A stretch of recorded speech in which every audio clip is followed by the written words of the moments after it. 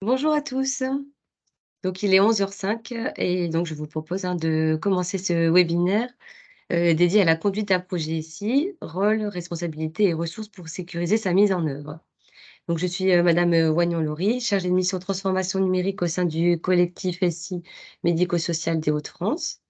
Donc je suis accompagnée, par mon homologue aujourd'hui, Colline Martineau, qui sera, en charge de la partie logistique de cette réunion, de madame, Savio, un chef de projet au sein du collectif et de madame, Nadège Van Est qui intervient du coup, sur ce sujet et que je vais laisser du coup se présenter.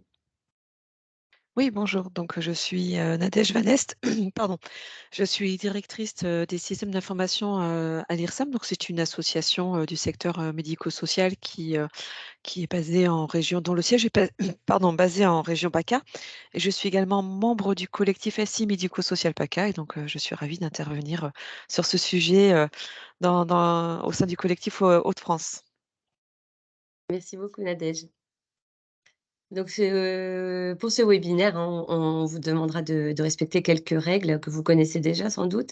Donc déjà d'éteindre vos micros, de poser vos questions directement dans l'onglet conversation, de pouvoir, cliquer sur, la petite main, afin de pouvoir prendre, la parole.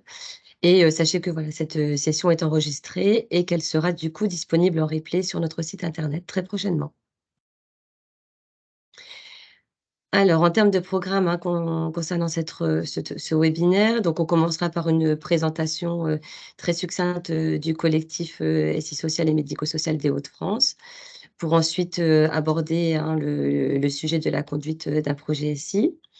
On a également programmé une petite, session de questions-réponses, mais si vous avez besoin de poser des questions, au cours du discours de madame, Nadège, Van Est, il ne faudra pas hésiter en tout cas à le faire et puis ensuite une partie pour aller plus loin.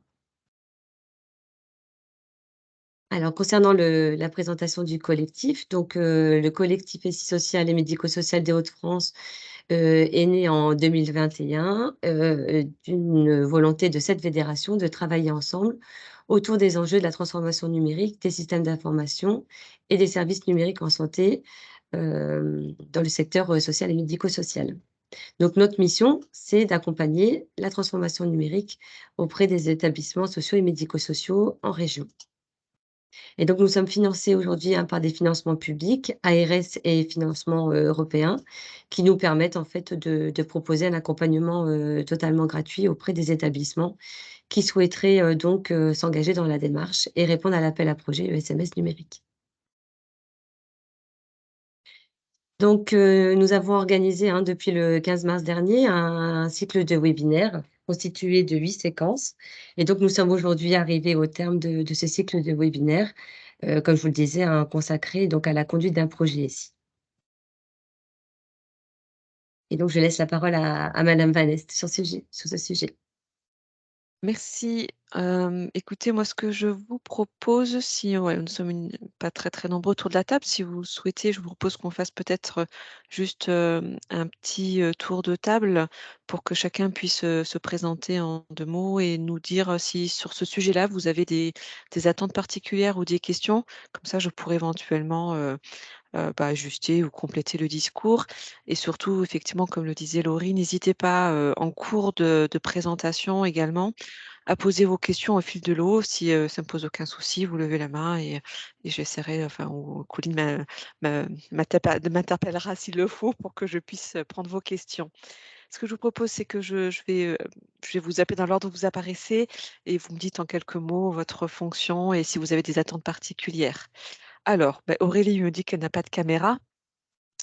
OK, donc je vais passer, à la personne suivante, Farid, a priori.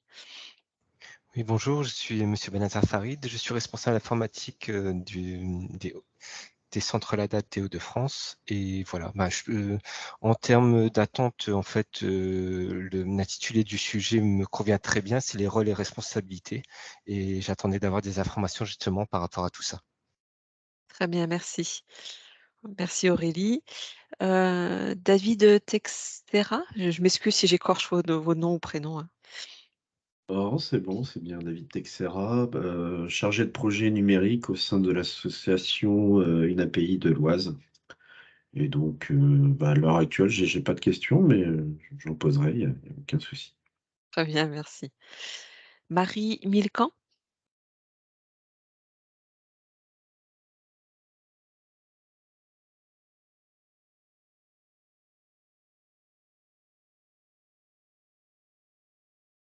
Marie, vous avez, on vous entend pas.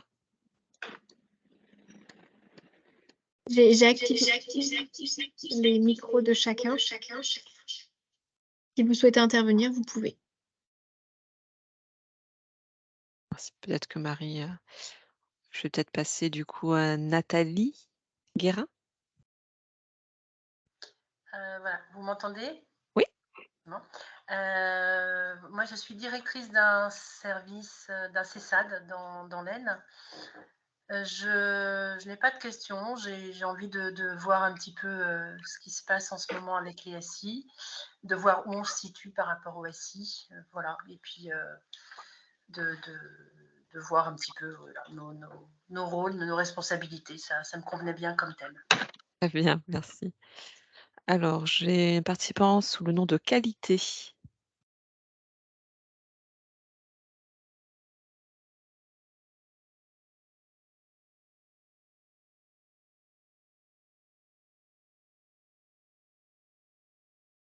Alors, on ne vous entend pas. Écoutez, je vais passer à la personne suivante. N'hésitez pas après à réactiver votre micro si vous voulez prendre la parole. Samir Serrani?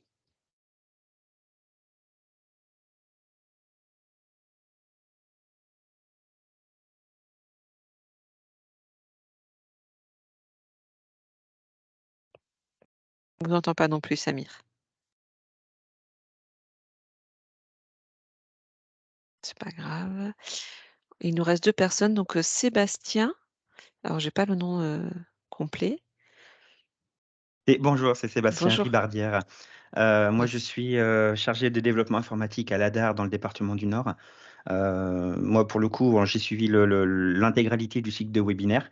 C'est très, très complet, un peu trop même pour moi, pour le coup, puisque je vais être impliqué, mais pas forcément autant. Et j'ai eu beaucoup de difficultés avec tous les termes techniques liés notamment à tout ce qui est le SIAD. Mais voilà, je vais travailler en collaboration avec mon directeur pour qu'on puisse mettre en place tout ça pour la grappe qui se clôture le 15 juin, si je dis pas de bêtises, puisqu'il va falloir qu'on saute dedans très rapidement. Donc moi, toutes les informations que je peux prendre sont bonnes à prendre. Très bien, merci beaucoup. Et donc, Virginie Guillon, je pense? Non, pardon, Guilloire. Guilloire, oui. Vous m'entendez? Oui, bonjour. Bonjour. Donc, je suis Virginie Guilloire, directrice de structure d'aide à domicile à 8000 sur la Côte d'Opale. Pour l'instant, pas de questions. Je fais partie de la grappe UNA 62 et voilà, on avance sur notre projet et voilà, je prends les informations, un peu toutes les informations nécessaires. Écoutez, merci. Si d'autres personnes veulent prendre la parole, n'hésitez pas. Et alors je réitère, hein, si vous avez des questions au cours de la présentation, n'hésitez pas à lever la main, on essaiera d'y répondre au fur et à mesure. Donc en fait, voilà, l'objectif, c'est plutôt de vous présenter les acteurs d'un projet ici et plus particulièrement peut-être proposer une déclinaison pour les acteurs dans le projet dossier informatisé de l'usager. Et puis quelques messages clés pour sécuriser la mise en œuvre d'un projet SI. Alors, cette première diapo, on va parler ça va être assez théorique. On va essayer après de rendre ça un peu plus pratique et un peu plus terrain pour vous. Mais c'est simplement pour que tout le monde soit pour clarifier, que tout le monde ait la même définition. On parle souvent de maîtrise d'œuvre et maîtrise d'ouvrage. Donc, qu'est-ce que c'est que la maîtrise d'œuvre? Qu'est-ce que c'est que la maîtrise d'ouvrage? Donc, la maîtrise d'ouvrage, c'est vraiment ceux qui vont définir, ce sont les donneurs d'ordre et ce sont ceux qui définissent ce qui est attendu. et la maîtrise d'ouvrage, pour vulgariser un peu, c'est ceux qui vont faire. Donc, on a la maîtrise d'ouvrage, en fait, qu'est-ce qu'elle fait? Donc au niveau de la structure, de l'établissement social ou médico-social, au niveau, de l'organisme gestionnaire ou au niveau d'un groupement, au niveau de la grappe, hein, vous avez, une maîtrise d'ouvrage, donc celle qui définit, la stratégie de déploiement, c'est elle qui prend les décisions, valide le cahier des charges, hein, c'est elle qui dit, en fait, qui définit quels sont ses besoins et ce qu'elle attend et elle, valide, les livrables du projet. La maîtrise d'œuvre, hein, va plutôt, être sur le faire. Donc, elle va, l'éditeur et en fait, concrètement, c'est souvent l'éditeur et puis si vous avez des ressources internes, une direction des systèmes d'information, un service informatique pour un projet SI, ils vont aussi être mobilisés sur la partie, on va dire, plus, technique opérationnelle, hein. Eux, ils vont dans un projet d'IU par exemple spécifier, dire comment va fonctionner la solution, paramétrer la solution, faire la migration des données, installer les applications, former et puis ils seront également en charge de tout ce qui est, maintenance, applicatif.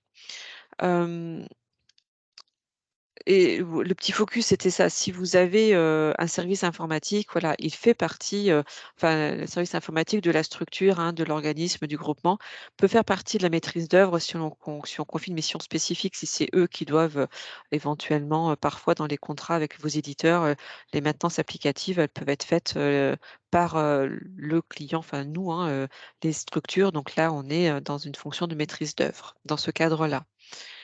Hem La maîtrise d'ouvrage, en fonction de vos organisations, de vos ressources, de vos compétences, vous pouvez décider de vous faire accompagner et d'avoir une assistance à la maîtrise d'ouvrage. Donc souvent, c'est un prestataire externe, qui vient vous assister dans cette fonction de maîtrise d'ouvrage. Et donc dans ce cadre-là, la MOA, hein, comme on le dit, on utilise ce terme-là, MOA, elle a une mission de conduite de projet, mais c'est pour le compte de la maîtrise d'œuvre, donc c'est bien pour le compte de la structure, de l'OG ou du groupement. Donc elle va être là en assistance. Elle ne se substitue pas à vous et elle n'est pas décisionnaire. Donc le périmètre d'action, vous le définissez quand vous sous-traitez quelque part, cette mission, hein. C'est vous qui définissez le périmètre d'action de votre assistance. Hem Et elle peut intervenir sur les phases du projet, heu, si un chef de projet est sur une partie de la gestion. C'est-à-dire qu'en fait, vous devez quand même clarifier ce qui relève, de l'assistance maîtrise d'ouvrage, de, la maîtrise d'ouvrage interne. Voilà et on a un chef de projet MOA qui lui peut être, en général on conseille qu'il soit plutôt interne, mais il peut aussi être, son périmètre peut varier en fonction de ce que vous déléguez à l'assistance à maîtrise d'ouvrage dans cette situation-là. Mais la mission du chef de projet, c'est, de piloter, d'assurer l'accompagnement au pilotage du projet ou de le piloter directement. Il va, animer, certains ateliers, et coordonner surtout, il va surtout être, vraiment le chef d'orchestre et coordonner les actions des différents acteurs. Et puis, il va aussi être un lien, important avec l'éditeur puisque la relation contractuelle avec l'éditeur, c'est bien l'organisme, le groupement qui passe, qui contractualise, hein, c'est pas la et moi qui va contractualiser. Voilà, ça si vous avez des questions, n'hésitez pas. C'était juste pour clarifier ces différents termes. On parle souvent de maîtrise d'œuvre, maîtrise d'ouvrage, assistance et maîtrise d'ouvrage, le chef de projet. Ouais, ce sont des voilà, on connaît ça un peu, dans plusieurs corps de métier. Sur les projets SI, on l'a un peu décliné ici. C'est juste pour que ce soit très clair, quel est le rôle de chacun.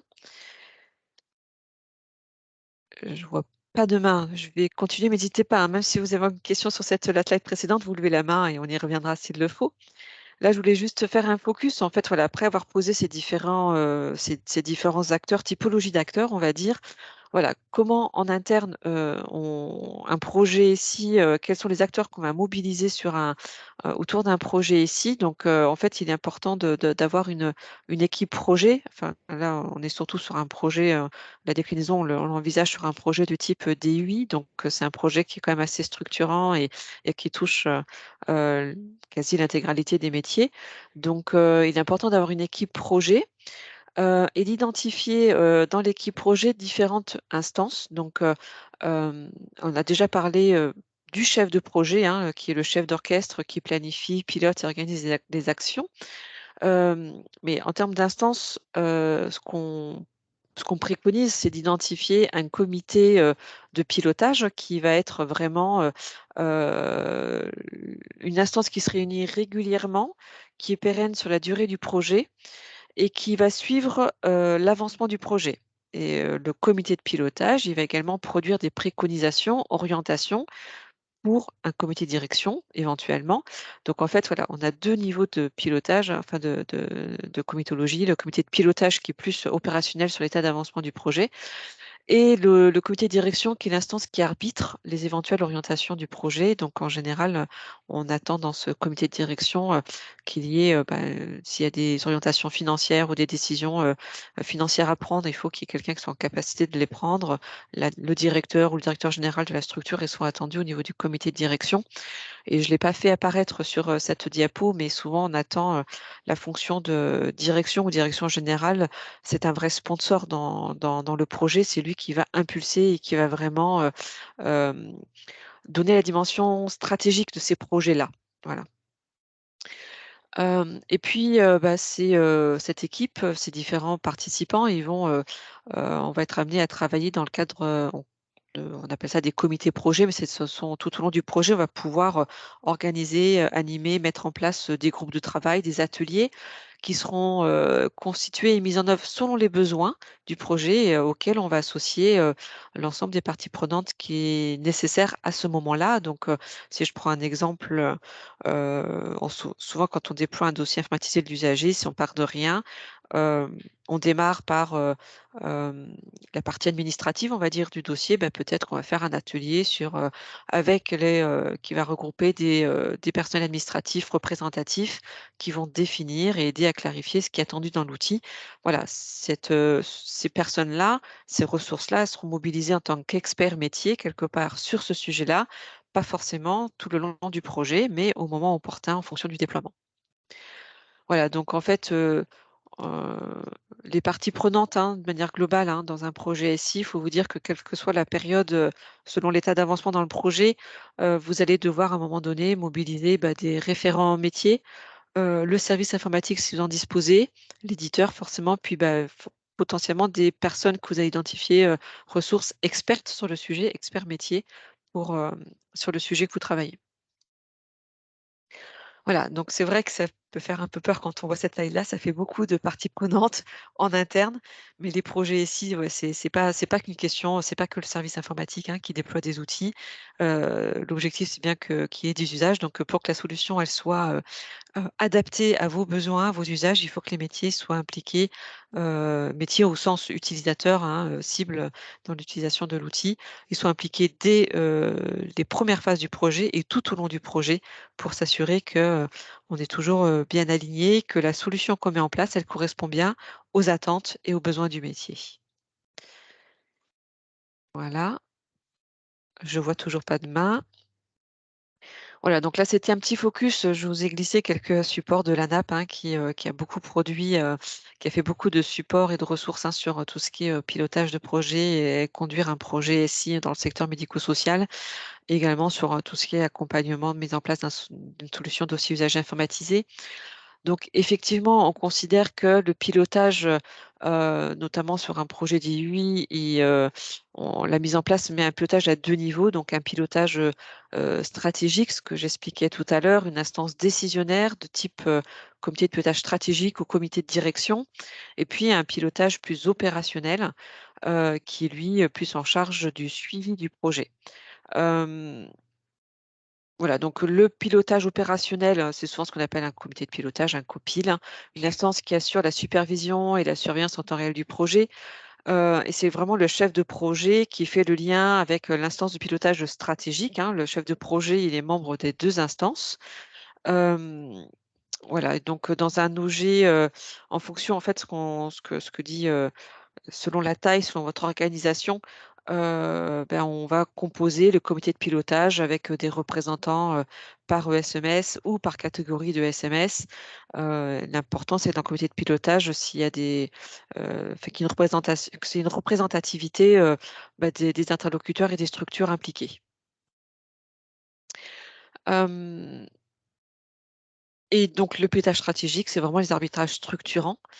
Quand on a si on est un projet si on conduit un projet ici au sein d'une structure, hein, effectivement, ça peut être au sein d'une instance qui existe déjà, un comité de direction existant, préalablement dans la structure. On peut, mobiliser ces instances qui existent pour, arbitrer, faire les arbitrages et le pilotage stratégique des projets. Voilà, ça c'était, le, mmh, les préconisations, de bien de séparer ces 2 aspects-là. Ensuite, juste, je reviens quand même juste un tout petit peu dans le cas d'une petite structure, ça peut très bien être le comité de pilotage qui, en son sein, a les compétences et les ressources, qui relèvent du pilotage stratégique et le comité de pilotage. Dans la même instance, on peut faire à la fois le comité de pilotage et le comité stratégique. Mais c'est bien de bien identifier qui il faut absolument que le comité dans cette situation-là, que le comité de pilotage ait, des représentants qui sont à même de prendre les décisions et les arbitrages. Hem, voilà, donc là, en fait, c'est peut-être pas un c'est pas un support qui est peut-être hyper lisible, mais ce qu'on voulait vous expliquer, c'est que selon votre projet, ça va être à vous, sur chacun dans les 2 dimensions, de mettre le curseur là où vous en avez besoin, en fonction des ressources dont vous disposez en interne hem et des enjeux. Donc en fait, voilà, sur la maîtrise d'ouvrage, voilà, on a le métier, hein, qui est représenté, qui est forcément interne et puis on peut se faire assister avec une assistance externe et c'est à vous de voir, en fait, en fonction des compétences disponibles de votre, des compétences et des ressources disponibles. Aujourd'hui, si vous avez, les compétences mais pas forcément le temps pour, vous allez, aller chercher une assistance à maîtrise d'ouvrage et ça va être à vous de définir, qu'est-ce qui reste de votre responsabilité? Qu'est-ce que vous confiez à cette assistance à maîtrise d'ouvrage? Donc, le curseur, il peut être, très, très variable, mais c'est à vous d'en décider. Et de la même façon, si vous avez selon si vous avez ou pas des équipes, techniques en interne, l'éditeur aura forcément un rôle à jouer, sauf si vous faites vous-même le développement, mais c'est très rare, donc je développe pas trop cet aspect-là. Mais, l'articulation avec, l'éditeur et qui fait quoi par rapport à l'éditeur, c'est pareil, c'est bien à vous de définir qui fait quoi, sur la maîtrise d'œuvre, hein, en termes de mise en œuvre, à quel niveau intervient l'éditeur, qu'est-ce que vous conservez en propre? Et donc voilà, c'est important de clarifier les rôles et missions de chacun. Et simplement vous dire que je fais un petit focus sur le rôle de l'éditeur parce que je crois qu'on n'y revient pas après. Hem, mais souvent dans les petites structures, on se dit: «Bah, on l'éditeur, c'est lui qui va nous dire, comment je dois travailler, qu'est-ce que je dois mobiliser?» Alors, en fait, l'éditeur, il peut vous conseiller, mais il est vraiment là pour mettre en œuvre, ce dont vous avez besoin et en fait, il ne se substitue pas ni au métier ni au chef de projet. C'est-à-dire que même si vous avez un chef de projet qui est mandaté par l'éditeur, vous devez avoir quelqu'un qui est en interne, même s'il se fait appuyer, même s'il est conseillé, même s'il suit les préconisations, c'est pas le chef de projet éditeur qui va prendre les décisions. Donc il faut bien que vous ayez un homologue, hem, dans vos structures en interne, un chef de projet qui lui sera vraiment, à même de coordonner ou de déclencher aussi les, on va dire les comités internes s'il le faut. S'il faut déclencher un comité de direction, voilà, c'est pas le chef de projet de l'éditeur qui pourra le faire pour vous et c'est souvent on se dit: «Bah, l'éditeur va faire tout ça». Non, l'éditeur, il fait ce que vous lui dites de faire. Voilà, il vous conseille, mais vous devez être, il ne peut pas vraiment pas se substituer, au métier ni au chef de projet. Hem, je vois toujours pas de main levée, donc je vais continuer. Heu, simplement vous dire que voilà, ça c'est assez on voit apparaître la maîtrise d'œuvre, maîtrise d'ouvrage, c'est des termes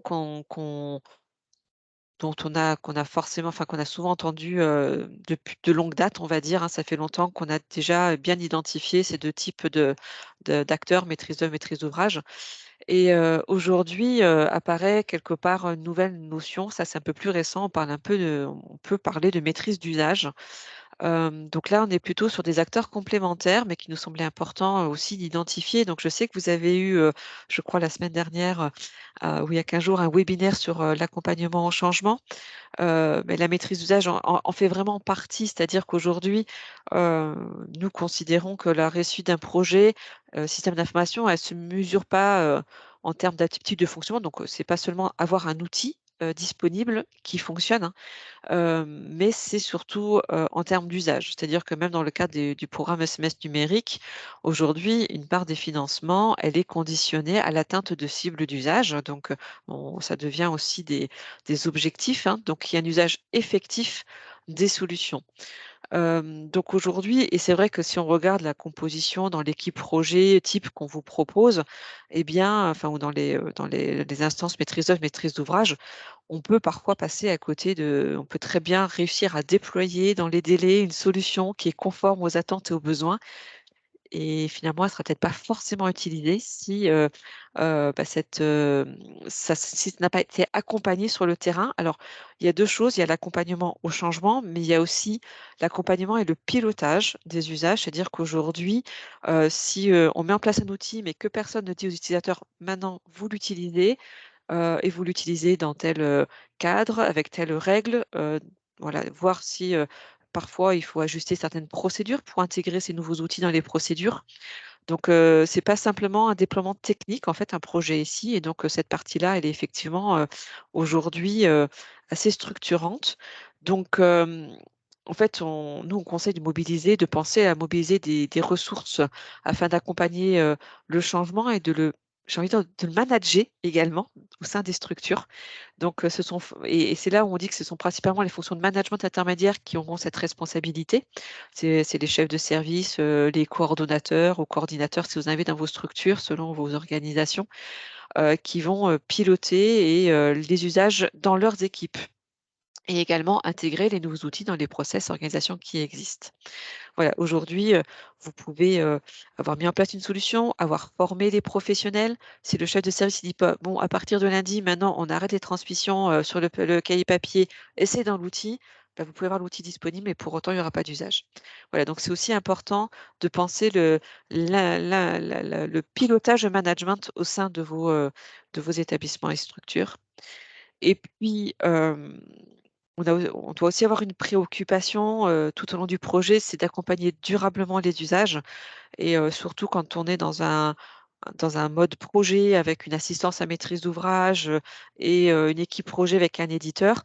C'est que, bah, quand on sort du mode projet, quand on a entre guillemets «terminé le déploiement», et bien, il faut continuer à faire vivre la solution parce que nos organisations, elles évoluent, nos activités, elles évoluent, et il faut, arriver à imaginer que, bah, la solution, elle doit aussi continuer à évoluer en fonction de vos besoins, et donc, c'est important aussi d'accompagner durablement les usages, à la fois en termes de maintenance, on va dire, applicative, pour faire évoluer la solution, et puis pour, maintenir des compétences auprès de vos professionnels. C'est-à-dire que vous allez avoir des nouveaux salariés qui vont arriver, et bien, il faut aussi que ces nouveaux salariés puissent, être, formés, à défaut être à minima accompagnés, ou qu'il y ait des référents, des relais qui puissent leur expliquer comment vous travaillez, dans votre structure avec ces solutions-là.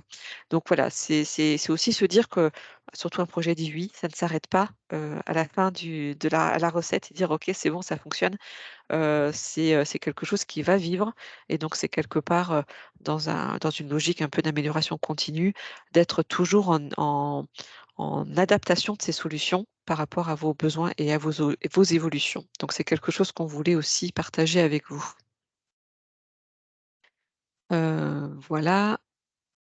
Hem Donc, beh, voilà, ce qu'on voulait, vous cette slide va venir illustrer un peu, mon propos, hein. C'est de dire que dans le projet déploiement d'un DUI, voilà, ça reprend les différents acteurs, hein, qu'on a présentés préalablement. Donc, le directeur, le chef de projet, donc il peut être multi-OG, multi-ESMS, et le référent DUI qui peut être vraiment l'interlocuteur de proximité dans les établissements et services. Donc on a effectivement ces préconisations-là, d'avoir peut-être, voilà, des des interlocuteurs référents, un peu professionnels pairs. Dans la notion de pair, c'est sûr que quand un éducateur explique à un autre éducateur comment il travaille, bien, c'est en général beaucoup plus efficace que quand c'est, un technicien informatique ou un formateur d'une structure de l'éditeur qui vient vous dire, comment on pourrait travailler. et forcément pas forcément comment il doit, quand vous travaillez ou voilà. Donc la notion de pair est aussi intéressante à développer. Voilà, si vous avez des questions, n'hésitez pas. Avant d'aller plus avant dans les étapes d'un projet ici, on vous propose un petit quiz. Je crois que c'est Colline, je crois, qui va vous lancer on va vous proposer un petit quiz. Voilà, si vous voulez bien, on serait assez curieux par rapport à vos organisations, de voir un peu quelles sont vos ressources, comment vous travaillez. Donc la première question qu'on vous propose, le petit quiz, c'est juste, il y a pas de voilà, c'est juste, dans le cas d'un déploiement d'un projet ici, habituellement, est-ce que vous avez, quels sont les interlocuteurs ou les, ressources que vous avez l'habitude, d'identifier et de mobiliser autour d'un projet ici? Voilà, vous pouvez cocher plusieurs réponses et on vous laisse, répondre.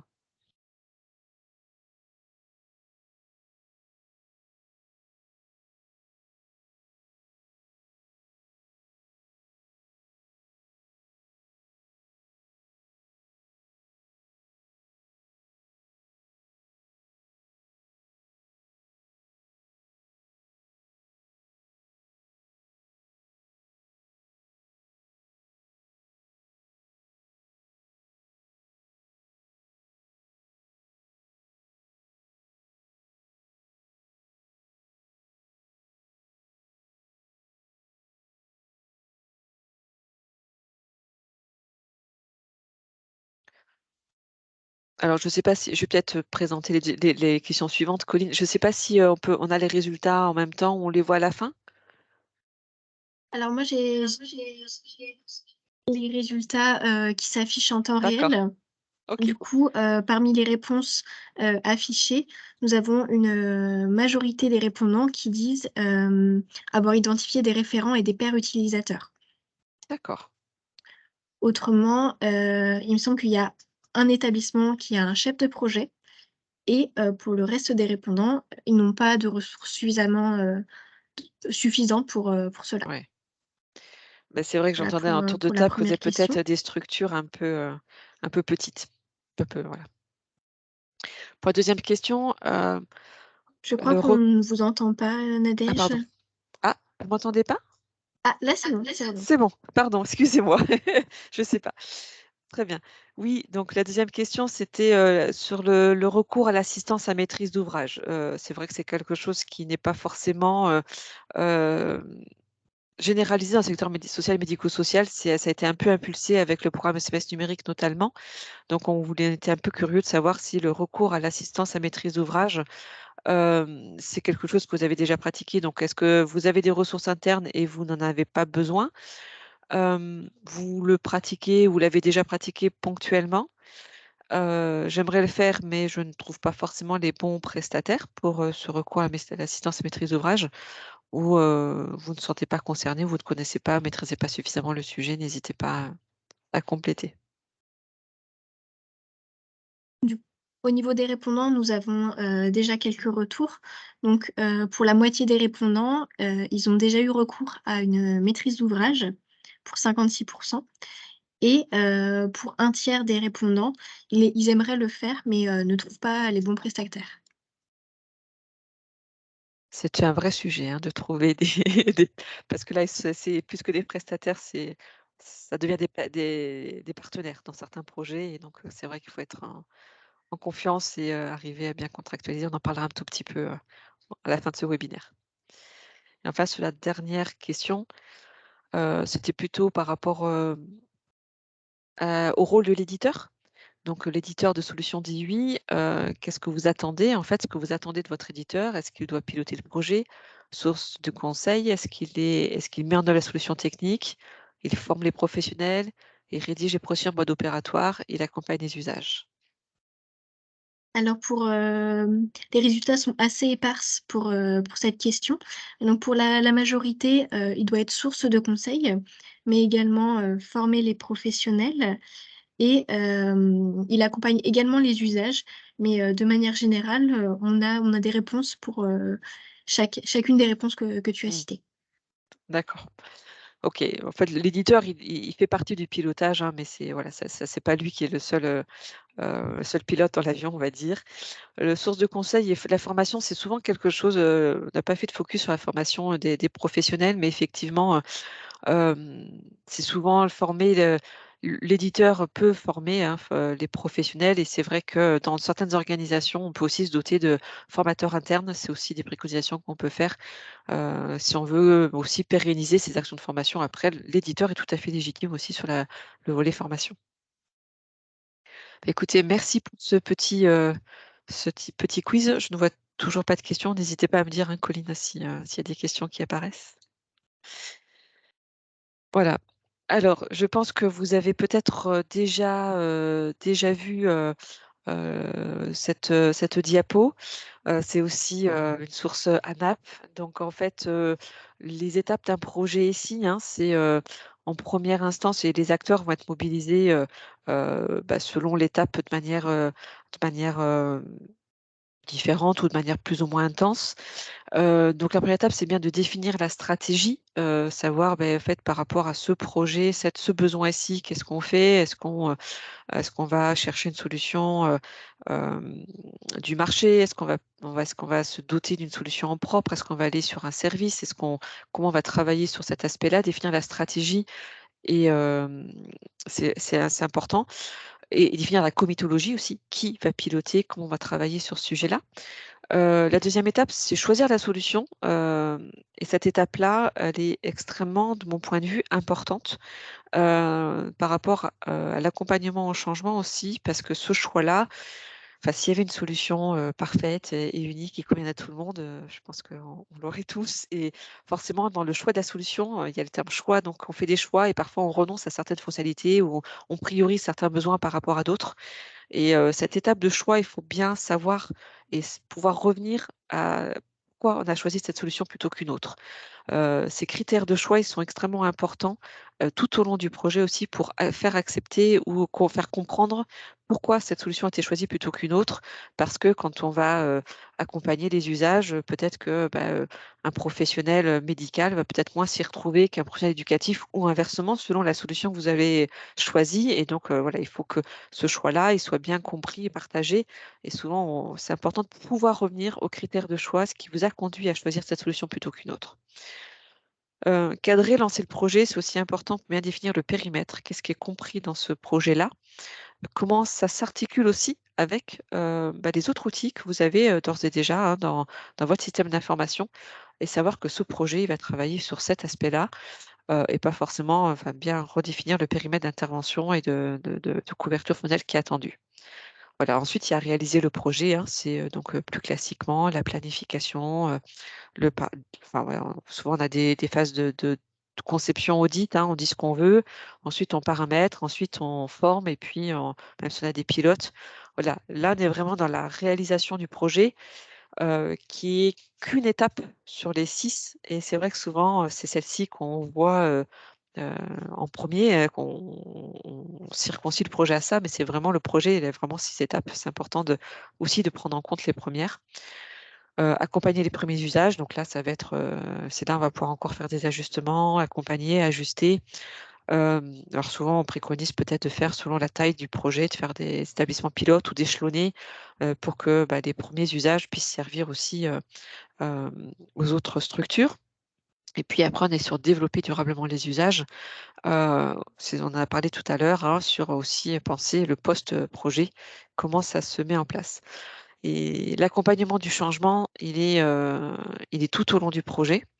J'insistais beaucoup sur le choix de la solution, mais souvent, enfin moi je peux témoigner, puisque j'ai accompagné le déploiement des solutions en 2012 et c'était, cette solution-là ergonomiquement, c'était pas la plus, on va dire qu'elle était pas très ergonomique et souvent, en fait, c'était quelque chose qui était souvent reproché: «Mais pourquoi on a cette solution qui est pas facile d'accès?» Voilà, on revient au choix initial, dire qu'il y avait un comité de pilotage avec, des représentants de chaque métier qui sont positionnés et on a choisi cette solution-là parce que c'est celle qui avait la meilleure couverture fonctionnelle. Donc, ça voulait dire qu'on avait à la fois du médical et de l'éducatif, alors que les autres ne le faisaient pas.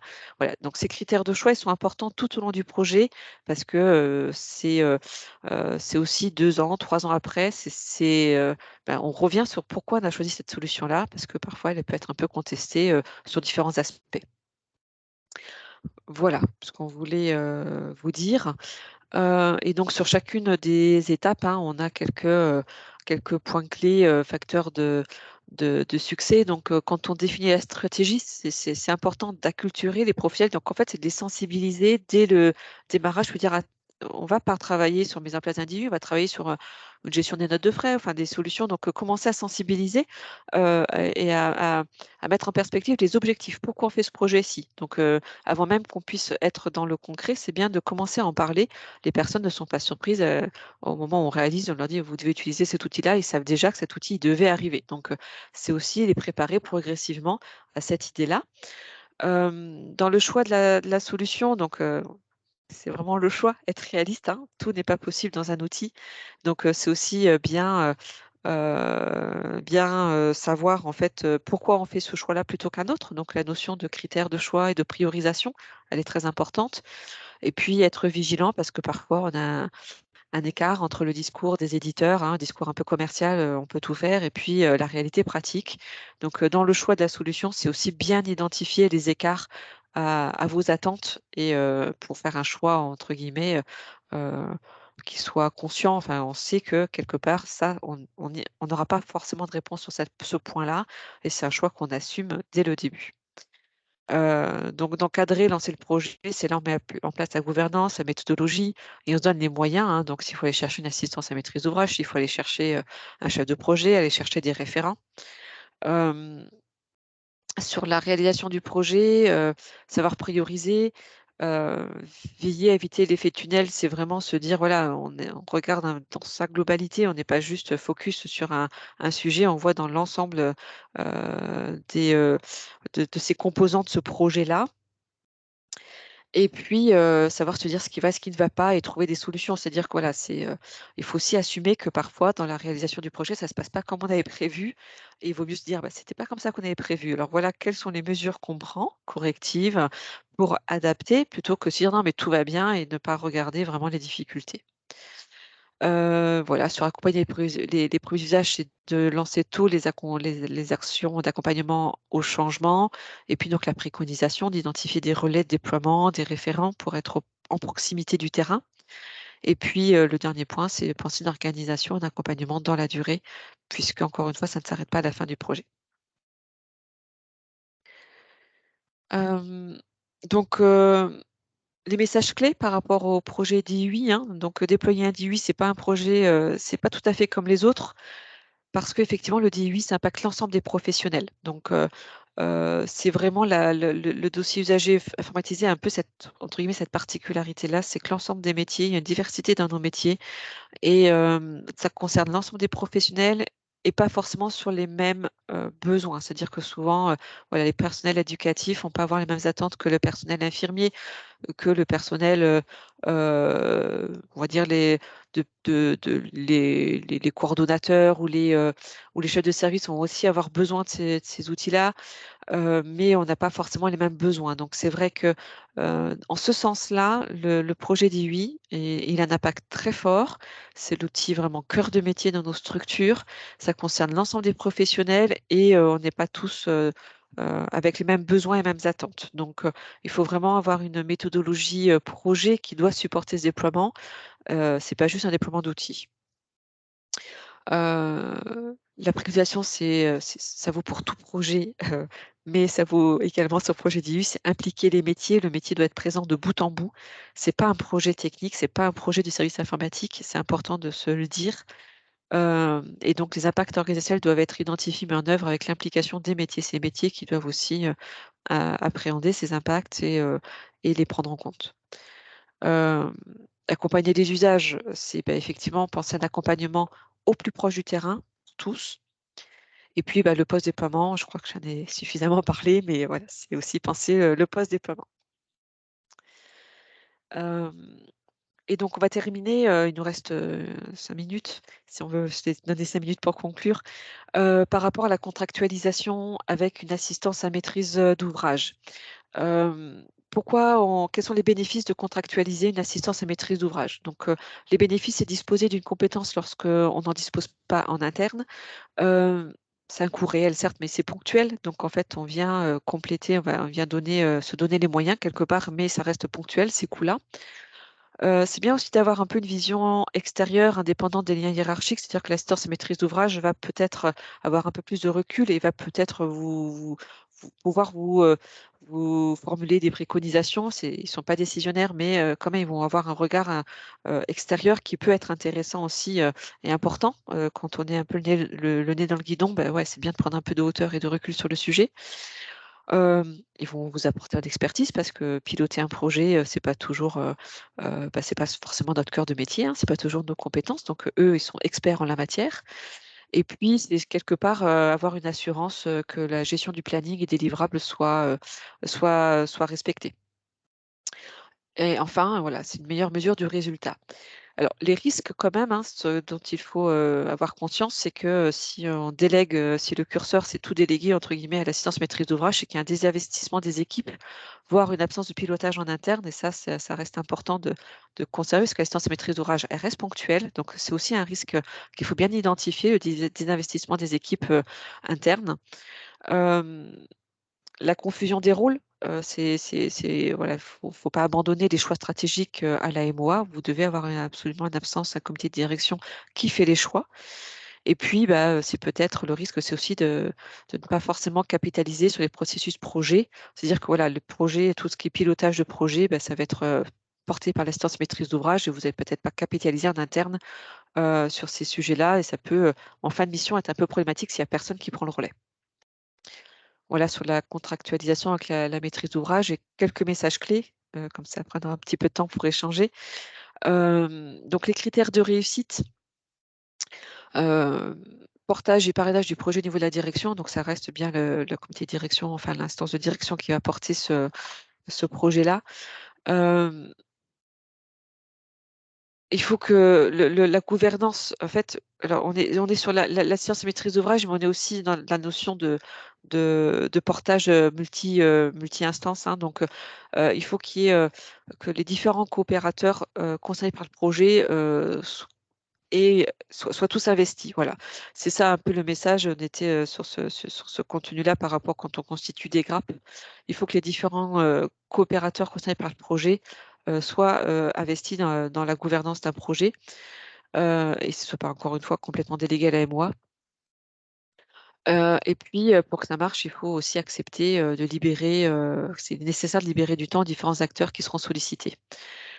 Et sur les points de vigilance par rapport à la science à maîtrise d'ouvrage, nous ce sur quoi on souhaite insister, c'est bien de clarifier les modalités d'analyse des offres, hein. C'est quand vous êtes, dans le cas d'une grappe, hein, être très vigilant et je crois qu'il y a un guide, dont on parlera après dans les ressources clés qui a été produit par le collectif, social et médico-social Hauts-de-France. Quand vous faites l'appel à une assistance à maîtrise d'ouvrage sur la part marché, pour vous aider au choix, c'est clarifier les modalités d'analyse des offres. Hem Avoir une contractualisation détaillée et précise des attendus. C'est-à-dire d'être très clair de ce que vous attendez de votre assistance à maîtrise d'ouvrage et ce que vous n'attendez pas. Quel est le périmètre d'action respectif de chacun et puis, d'être attentif au CV, enfin aux intervenants, au parcours et la qualification des intervenants au-delà des seules références des organismes prestataires. Voilà un peu les messages clés, que vous avez peut-être déjà vus, puisque je crois que ça c'était issu déjà d'un support pour les Hauts-de-France. Voilà, j'ai pas eu beaucoup de questions en cours de présentation. Si vous en avez, n'hésitez pas. Il nous reste quelques minutes pour, échanger et puis peut-être, aller un peu plus loin sur des sujets. Est-ce que vous avez des questions ou des compléments ou il y a des choses qui étaient pas claires pour vous? N'hésitez pas, à vous manifester. Ouais, je vois qu'il y a eu des liens qui ont été mis dans le chat. Mais écoutez, pour aller plus loin, les quelques ressources qui ont été également mis dans le chat. Donc, on a des outils ANAP qui sont le kit de déploiement du dossier usage informatisé en ESMS. Le kit pour le responsable ici en structure médico-sociale sur adéquation fonctionnelle, c'est vraiment en lien avec vraiment le dossier usager informatisé. Et puis, dans les outils ANAP, on a aussi élaboré un cahier des charges pour une assistance à la rédaction de sa feuille de route SI, mais ça vaut aussi pour tout projet SI. Là, on est vraiment sur la feuille de route, mais voilà, élaborer un cahier des charges pour une assistance à la rédaction, c'est important. Et puis, donc, l'outil santé numérique, donc le guide d'appui à la contractualisation avec AMOA, donc, je crois, qui a été fait l'année dernière ou il y a 2 ans, plutôt dans le cadre pour accompagner la mise en place de GRAP dans les régions. Voilà, n'hésitez pas si vous avez d'autres questions. Je vous laisse pour la suite. OK. Merci beaucoup, Nadège, et merci pour, votre intervention, très complète sur le sujet, qui, je ne doute pas, a dû apporter en tout cas un certain nombre d'éléments de réponse à des questions que pouvaient se poser notamment, certains des participants aujourd'hui.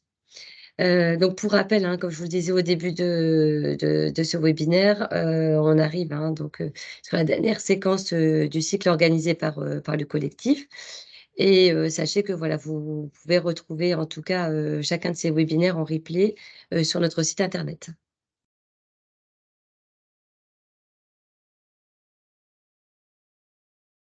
Voilà, d'ici là, si vous avez des questions à nous poser, sur ce sujet ou d'autres, en lien en tout cas avec le virage du numérique en santé dans le secteur médico-social, vous trouverez du coup sur cette slide, nos coordonnées, donc ceux de madame Savio, chef de projet, les miennes, donc Laurie Wagnon, et également, les coordonnées de madame Martineau.